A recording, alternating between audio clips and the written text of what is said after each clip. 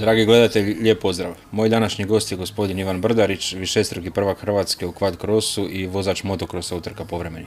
Ivane, dobrodošao. Dobar dan i hvala vama na pozivu. Ivane, reci nešto o sebi, koliko dugo si u ovom sportu, kad si krenio? Pa ja sam Ivan Brdarić, dolazim iz Samobora, u motosportu sam nekih 23 godine, prvi motor sam doveo sa 5,5 godina i tak sam počeo doma se voziti malo oko kuće i onda su došli neki tatini prijatelji, daj malo ga zapiši na motocross i tak je krenula ta ljubav prema motorima i motocrossu. Koji ti je bio prvi motor? Yamaha PV50. Klasika. Da, koji svima. Koliko dugo si vozio motocross prije nego što si prešao na quad? Pa znači, krenuo sam s nekih 5,5 godina i onda sam vozil, ja mislim, 4 godine, 5 sigurno. Do nekih 10-11 godina sam vozil motocross, samo motocross, onda su uveli kod nas u Hrvatskoj te kvadove, onda sam probao tako malo kvadove i lego mi je nekak kvad i onda sam jedan period vozil i jedno i drugo konstantno, baš kroz cijelu sezonu, ali ne podudara se baš, onda sam odustao, pošto su mi kvadovi išli puno bolje od motora, onda sam se prebacio više na kvadove fokus nego na motocross. Dobro, i prošle godine dođeš u Petrinju, odjednom se pojavi Brdarić sa motorom i završi koji? Pa mislim da sam bil Drugi i kažeš da ti ne ide onda. Da. Kako bi A bilo mislim, da ti ide onda? ne ide, idem i volim i motocross, ali imao sam u srednjoj školi nekih problema sa koljenom i onda imam na motoru, onak moram paziti, hoće me zezat koljeno, nisam to vjerojatno zaliječil baš tako kak treba, onda mi na motocrossu na oslanjanju, zavojima i ovo moram paziti jer ako mi iskoči koljeno onda sam 2-3 tjedna opet na dopustu, moram mirovati i to, onda motocross onak vozim više iz nekog gušta kad imam slobodnog vremena. A na kvadu sjediš ideš, ali? A na kvadu ne spuštaš noge, ne spuštaš niš, cijelo vrijeme si fiksan gore, onda je... Nemam evo iskreno takvih problema unazad ne znam koliko godina, nikad mi se nije dogodilo tak neke na kvadu kaj mi se znalo na motoru. Koji su ti bili najveći uspjesi u karijeri? Pa... Prvak Hrvatske, mislim više naslova prvaka Hrvatske imam u quad crossu, a sad uspjeh, ne znam, odlazak na svjetski kup nacija u quad crossu, to mi je isto ono... To je bilo prošle godine u Loketu. Bili smo prošle godine u češkom Loketu i bili smo 2018. u Danskoj. Kako ste tamo prošli? Pa iskreno... Prošli, da. Nažalost nismo se uspjeli kvalificirati u glavne utrke, imali smo puno pehova, ja prvi, uvijek neki s motorom mora biti jer ne bi to bili mi. Pa bilo je dobro, ne znam, treninzi su bili iznenađujuće dobri od nas u klasama gdje nas je bilo po 25, 28, ovisi kak je ko odustao. Ja sam bil tu neka sredina, 11, 12, 13 i onda smo krenuli na kvalifikacijsku utrku gdje smo vozili svaki jednu utrku i da vidimo da li se budemo kvalificirali za glavne utrke koje su bile drugi dan. I od početka sam krenul jako dobro, bil sam 7, više od pola utrke. Onda sam pal par pozicija i 11. mjesto sam držao skroz do neke 3 minute prije kraja, gdje sam onda imao peh i izgoril mi je osigurač na motoru i nisam skužil kaj se je dogodilo i tu sam izgubil jako puno pozicija da bi tek kasnije, već je u biti skoro bilo i gotovo, skužil da je zapravo zgoril mi samo osigurač. Sva sreća bil je zavoj pored mehaničarskog prostora gdje je bil tata. Mi naravno nismo imali niš kod sebe od rezervne opreme za to, ali su skužili, mislim da susjedi Mađari, da govorim tati da mi je crknulo osigurač i onda mi je Mađar jedan dobacilo osigurač, stavio sam ga i krenuo sam dalje, završil sam, ali ne znam iskreno uopće koja pozicija. Nisam bil zadnji jer ih je pari odustalo, ali da nije izgorilo osigurač, ja mislim da bi bil u dobroj sredini. A s Mađarima smo se skompali i na utrkama Slavonske lige već godinama su nam redovni gosti. Znam da je Jaroš kad je bio ovdje isto govorio kako si imao ti sa Bočkom Barnabašem, ako se sjećam dobro. Je. S njim si imao fight, cijelu utrku ste bili na nož. Je, to je bila prošle godine u Požegi. Bila je dobra utrka, bili smo podjednaki vremenski krugovi i baš smo se cijelu utrku ganjali, kako bi se reklo. Do zadnjeg zavoja bilo. Bil sam dio utrke ja prvi, pa me je prošao, pa sam prošao ja opet njega i onda znam zadnji krug je bilo kritičan, 2 zavoja prije kraja me je prošao i onda u zadnjem zavoju sam ja nekako ušao njemu na nutarnju i on sam na kraju ja njega prošao da sam završio tu utrku. Čak na snimci bilo pola motora nešto. Da, bilo je, išli smo na dlaku bi se reklo. Ti tvoji pehovi, nekak imam osjećaj da si ti daleko najbolji hrvatski vozač bez podcjenjivanja drugima, ali imaš takve pehove nenormalne da šta ne valja s tobom? Da, ne znam, baš je i uvijek, evo kad god idemo na utrku, uvijek doma kako su pripreme, sve živo pregledamo, provjerimo, složimo i uvijek si misliš to je to, kaj sad može biti. I onda dođe ta utrka i ko da na taj dan je neke, ne znam, neke se uvijek mora dogoditi. Mamurluk ili? Ma nije to, kad su utrke onda to stavimo po strani, da.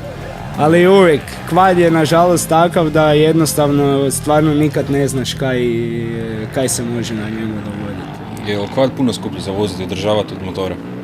S obzirom da voziš jedno i drugo. Pa kaj se tiče održavanja, mislim da je. Ne znam, evo tipa imam Crossera, Hondu, kupio sam ju prije 3 godine, napravio sam na njoj servise, radim servise, nikad niš nije bilo. A ne znam, evo kvada, koliko god vozim, uvijek neki lager preide, uvijek neke i pukne, neke treba švasat, neke, kaj se tog tiče, treba po kvadu puno više pazit, pregledavat, gledat nego po... Ali ne odustaješ? Nema, kad je to u srcu, onda kaj god da je, popravi se i idemo dalje. Koji kvad voziš sad? Imam Yamahu YFZ 450 kubika, 2009. godina, imam ga već 6 godina i evo velim, kaj god da se na njemu dogodi, popravim, složim i vozim dalje. A sad sam mislio da ćeš reći da nema problema, bit će na oglasu ko novi, jel? Pa iskreno... Nećemo rušiti cijenu, dobro? Ma nije ni to rušiti cijenu, ja nisam imao tak nekih, kaj se tiče motora, mašine i toga, nisam da pokucam nikad imao nikakvih problema s njim, a ovo...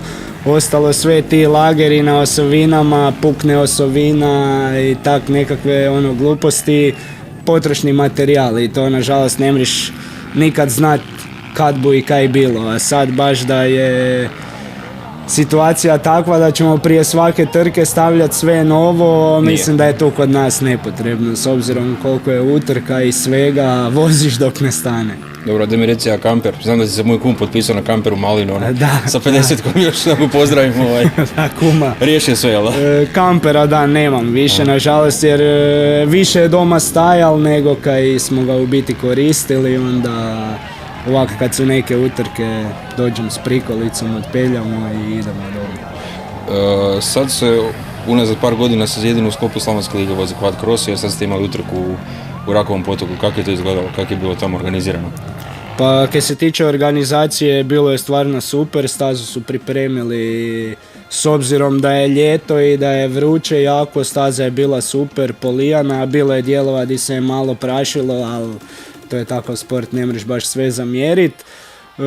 Sve super je bilo, jedino ovaj put sad tam nam nisu došli kolege Mađari, pa nas je bilo 7, mislim da 6 ili 7, da, baš bilo je dobro, nemam kaj reći, ali na nekim dijelovima skušiš da fali malo, da... Konkurencija i vozača, gužve, da, drugačije bi to izgledalo da je bilo 4-5 kvadova više, bilo bi sigurno zanimljivije i nama i nekome ko sa strane to gleda i prati. Ko Petriški 2023. ako se ne varam, 16 kvadova na rampu. Da, bilo je stvarno prijašnjih godina, nas je znalo biti, to kaj veliš, 16-17, bilo nas je jedne godine smo vozili u Savskom Marofu, ja mislim da nas je bilo i oko 20 i to je sad već kad ti staviš 20 kvadova u jednu liniju, to je puna rampa, to stvarno izgleda puno zanimljivije nego... Mislim da sam gledao 2018, ako se ne varam, da je sve skupa prvenstvo Hrvatske vozilo 28 vozača, od tog 21 Hrvat. Da. Šta je s ljudima, di su svi nestali? To je bila povratna godina kvadova, ajmo reći, u Hrvatskoj. Ja znam da smo zadnje mi vozili 2014. To nas je onda bilo 4 ili 5, s tim da su vozili moja sestra i moj šogor i ja i još je bil jedan vozač i to je bilo onak. I te godine su nam kvadove ugasili, nismo imali onda prvenstva par godina i onda su 2018. ponovno pokrenuli kvadove, samo kao najjaču kategoriju i bila je prva utrka u Savskom Marofu i mislim da nas je bilo čak prek 20. Na to je, bilo je prijavljeno vozača kroz sezonu, ali uvijek na prvu utrku nas dojde najviše, onda kad to krene, onda prema kraju sezone neki odustanu, ali ta prva utrka je baš bila puna rampa nas je bila i to je već bilo onda doživljaj zanimljiv. Spomenuo si sestri Šogora, Dario je vozio prije 2 godine u Malinu, ako se ne varam, jednu utrku i dobar bio, a sad ide na nečake tvoje. Da. Kakve su šanse po tebi da se opet ta disciplina digne, da se aktivira? Pa evo, iskreno ne znam, da ima tih juniora, ja evo gledam sad samo po sestri i nečak i nečakinja, voziju se doma, imaju tam 2-3 prijatelja isto s kojima idaju u vrtić, isto imaju kvadova i da se neke možda organizira tak za te juniore, bar neka vožnja bez veze, ja vjerujem da bi neko došao i dopeljal djecu da probaju i vidiju kak je to, ali nije to do mene, to bi trebalo organizatori da organiziraju bar u pauzama nekima neku mini vožnjicu pa da se bar vidi u klinci, jer 4-5 godina kad gledam malog nečaka isto vozi sad kvada na kojem sam ja počel prvi put vozit, pa je poslije mene vozila i sestra i nismo ga prodavali, čuvamo ga i evo sad se on na njemu vozi, onda kad gledam tak neke i vrate ti se sjećanja na... Taj traje duže tvoje Yamahe. Taj traje stvarno, evo moram reći to od kad smo slagali zadnje za sestru, ja mislim, ne znam, je li šogor možda koji servis napravil na njemu i ide bez problema. Znači onda bacimo hint onak Kruni i Brki iz Viškovaca da napravimo neku utrku tamo, ali... Pa, bilo bi dobro, u Slavonsku možemo na klincu baciti. Ja evo sad potpišem da sa mnom bi ih došlo 4-5 sigurno klinaca. Malih juniora, klinaca. Dogovorim, držim te za riječ. Koji su počeli se voziti sa kvadom prije nego na biciklu. Držim te za riječ, dogovorim. Da mi reci, voziš i motor i kvad. Stalno ta neka dilema, bila je rasprave da kvadovi uništavaju špure motorima. U Požegi se na utrci na Zlatnom lugu pokazalo opet da je veći problem kvadovima to. Koje je po tebi mišljenje? Jel stvarno možete uništiti špure? Kome više smeta, motor ili kvadu? S obzirom, pitam tebe jer si valjda najbolji, jer voziš jedno i drugo, pa... Pa kužim, ja mislim slažem se da mi s kvadovima, kaj se tiče toga, meni na kvadu nikad nije smetala nikakva špura, niti niš, jer ne znam, mislim da je puno lakše u zavoju kad si na 4 kotača pa ti s 4 kotača pregaziš tu špuru, prejdeš prek nje i onda nakon par kruga se ona već ispusti, ne osjetiš to tak. A ne znam, kad ti pa dođeš s crosserom je grdo, pogotovo od starta kad kreneš, prva 2-3 kruga su... Nemaš takav oslonac po zavoju ko kak je bilo ajmo reći nakon vožnje, ali ne znam, ja i kad se vozim nakon 2-3 kruga, kad tu prođe 20-30 motora, to se opet sve poravna i mislim i kad dojdeš na utrku ujutro kad kreneš, ako je staza pripremljena, staza je ravna. Tako da te špure se napraviju kroz vožnju, tako da kad vozimo s kvadovima i ako mi poravnamo, to se nakon 2-3 kruga sve vrati kak je bilo i mislim da nekom smeta, slažem se, smeta ko je tak naučen, ali ako si došao na motocross, došao si na motocross. Onda je najbolje stalno da ravnaju i da se vozi po ravnom, a moraš se priviknuti na situaciji koja je na stazi. Ove godine ste imali, znači do sad jednu utrku, sada vas čeka malo gužva, 3 utrke u Slavonskoj ligi. za jesen imate još Viškovce, Zlatni Lug i Vilare. Da. A jel misliš da bi mogla još neka staza se eventualno baciti? Koja je staza ti posebna želja da opet voziš, ako nisi već vozio ili da bi htio kvadove tu? Pa ne znam, evo iskreno sve staze tu kod nas u Hrvatskoj su mi zanimljive jer sam ih prošao sve s motokrosom, u kvadovima nemamo baš na svim stazama te koje si nabrojili, imamo utrke, ali sad neku posebno dragu, jedna od ljepših staza tu kod nas mi je Pakrac. To mi je stvarno lijepa staza i Mladina u Jaski mi je draga jer ne znam, tamo imam isto neke uspomene, vozili smo i europsko s kvadovima i to su mi i Kozarevac mi se evo isto sviđa, to mi je... Vozili ste tamo kvadove? U Kozarevcu smo vozili da isto 2 ili 3 godine možda. 2 ili 3 utrke smo odvozili u Kozarevcu i sad isto dugi niz godina nije bilo tamo. Jedna od tvojih prvih utrka je bila u Samoboru, tamo isto imao se neke kvarove isto, da? Je, a mislim, kad to mislim pogledaš, nisi imao kvar. Kad pogledaš domaća utrka iz Samobora sam domaća staza, stalno je neke bilo, evo znači u 23 godine kad se bavim tim sportom, ne znam sad točno koliko puta smo u Samoboru vozili, ali ja mislim da sam samo jednom bil u Samoboru na postolju gdje sam pobjedil, svaki put prije i poslije je bilo neke s motorom, brdo i pehovi, neke je stalo, neke i onda uvijek svi prijatelji iz škole dođu te svi gledat, hoćeš biti najbolji, naravno doma si tu i onda se dogodi tak neki pehi, ali nažalost nismo na to mogli utjecati. Koliko ti radi pritisak taj domaći teren? I kad si bio klinac i sad stariji, kad dođe velika ekipa, podrška i to, jel ti smetaju ili ti pomognu? Pa ne, 10-15 vozača i... Pa sad... Tamburaši ti dođu isto. Da, pa sad kak sam više skužil to, kak je, idem s nekom željom i normalno drago mi je kad dojdu prijatelji, evo bilo je par utrka di su frendovi, muzikanti došli isto, cijeli dan zezancija, uzeli instrumente, svirali, promijene mi taj stil utrke u neku fešticu lagano, tam zaboraviš na neke, ne znam, stresove, imaš neki strah ili neke i onda tak kroz svirke malo te opustiju, zaboraviš takve situacije gdje si možda napet ili neki... Nije ti opterećenje, napor i stres dodatno to, kad je puno navija za to? Pa nije, iskreno kad znam da je nekaj napeto, da bi moglo biti napeto, da bu mi teško, da se bum zmučil, da pobjedim ili nekaj, onda kad je velika količina ljudi, malo ti dojde da bi htjel možda neki svoj mir i ne znam, da se povučeš u sebe i da se odmoriš lijepo i da ideš 100% na utrku, a kad bude sve ležerno, glatko, kad ide normalno, onda mi je normalno drago da su tam, da se oni zabave, da se ja zabavim i da cijeli dan prođe u veselju, nego da je neka... Ali kad dođu muzikaši, znaš da nećeš doći kući 9 navečer, da? Zadnji put kad su došli u Požegi je baš bila utrka, to je bila fešta, uopće ne znam, utrka je završila dodjela u 7, ja sam iz Požege u Samobor došao u 1-2 ujutro.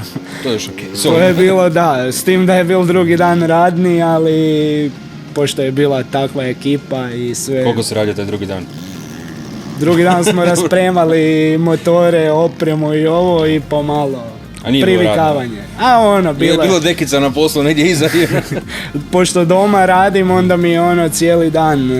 Nadolaziš? Da, kroz dan. Kad ulovim neke vremena, neke pomognem, pa malo počistim tako da je bilo dobro. A kad se tiče tog ko klinac, kad sam vozil doma, Samobor teren, onda to se sjećam, to je bilo nervoza. Dodatno još zbog ekipa. To je bilo onda baš kak bi rekao, mučnine, baš je bilo ubitašno.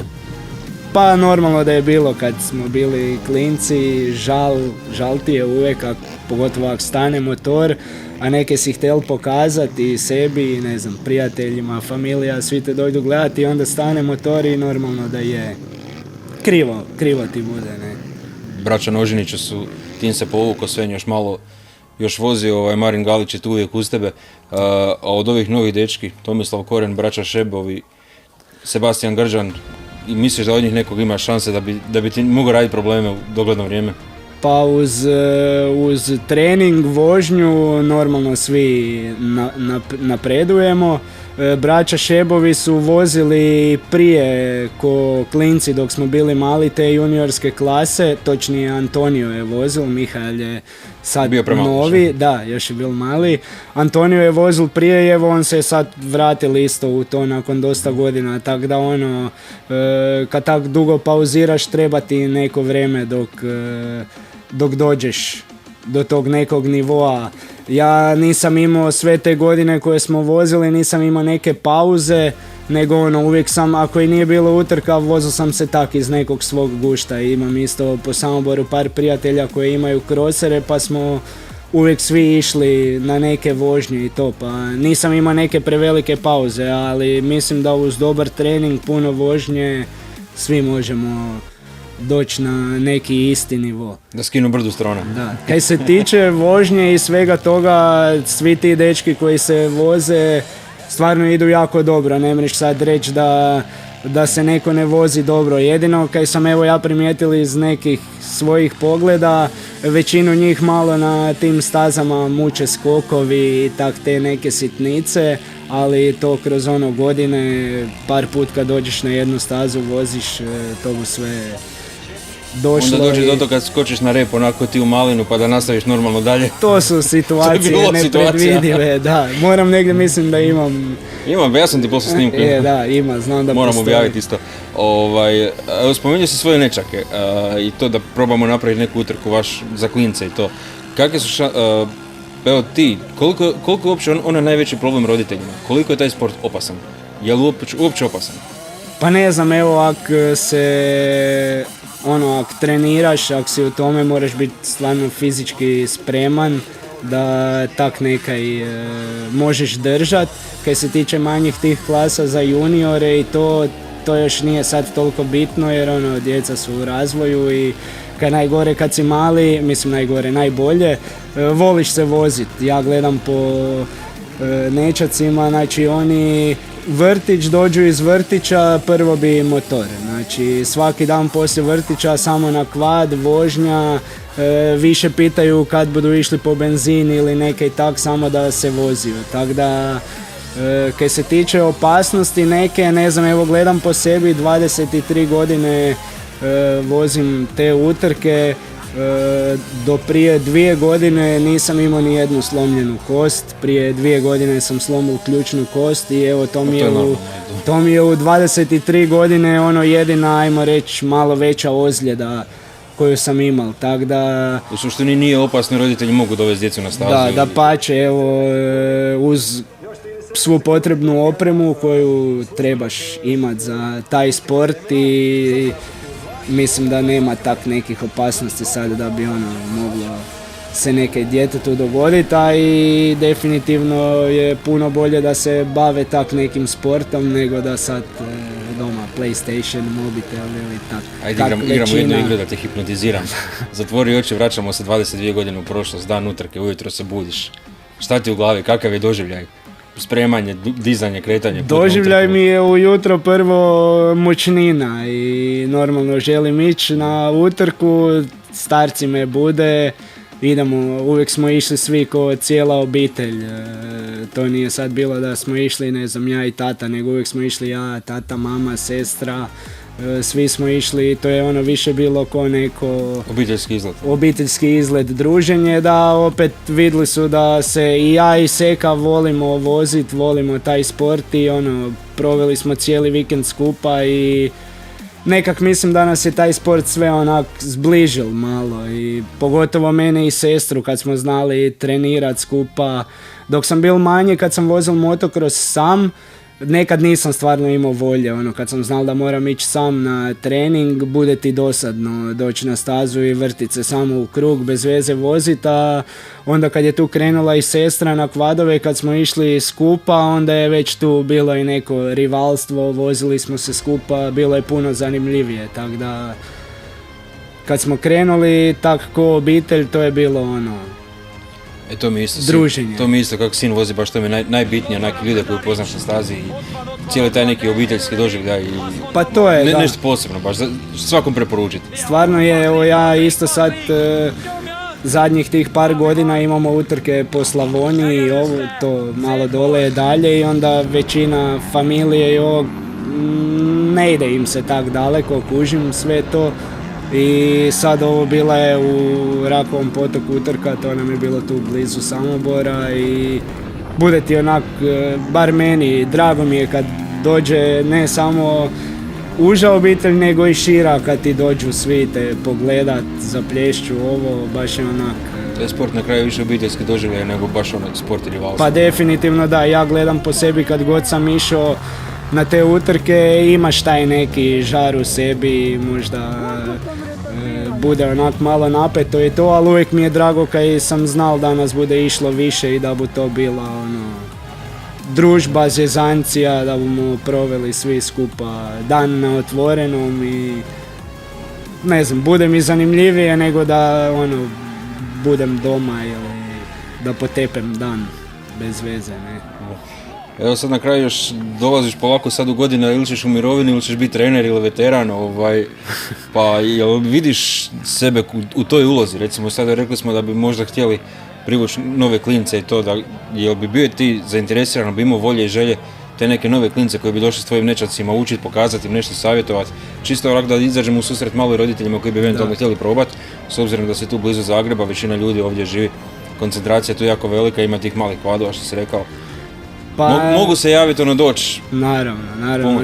Nisam sad imal u vidu nekaj ono, kak bi rekao, baš tim da se bavim, ali ono kad bi neko nazvao, pitao, nikad mi ne bi bil problem doći nekom nekaj pokazat, objasnit, dat neki savjet, dapače, ono, kad vidim nečake te svoje i te njihove prijatelje, kad ih ono 4-5 se tam vozi, baš mi bude drago jer znam da već dugo godina nije bilo tak manjih tu kod nas, tako da nije uopće problem. Kad bi neko bil zainteresiran, ja sam uvijek prvi tu da... Još da ih onda vidiš 10-15 na rampi tih malih. To bi bilo i za mene i mislim da za sve ostale. A onda evo i pozivamo sve zainteresirane i kontakte i na stranici i MX Maga i tebe lako naći, svi te znaju, tako da... Nije problem, stvarno, da. Ivane, hvala ti puno na gostovanju, hvala ti na izdvojenom vremenu i nadam se da se vidimo opet uskoro. Hvala vama puno na pozivu i dapače. I želim ti kraj sezone bez pehova. Hvala puno, to je najbitnije. To je to. Dragi gledatelji, ovo je bio naš gost Ivan Brdarić, hvala vam još jednom na vašoj pažnji i lijep pozdrav.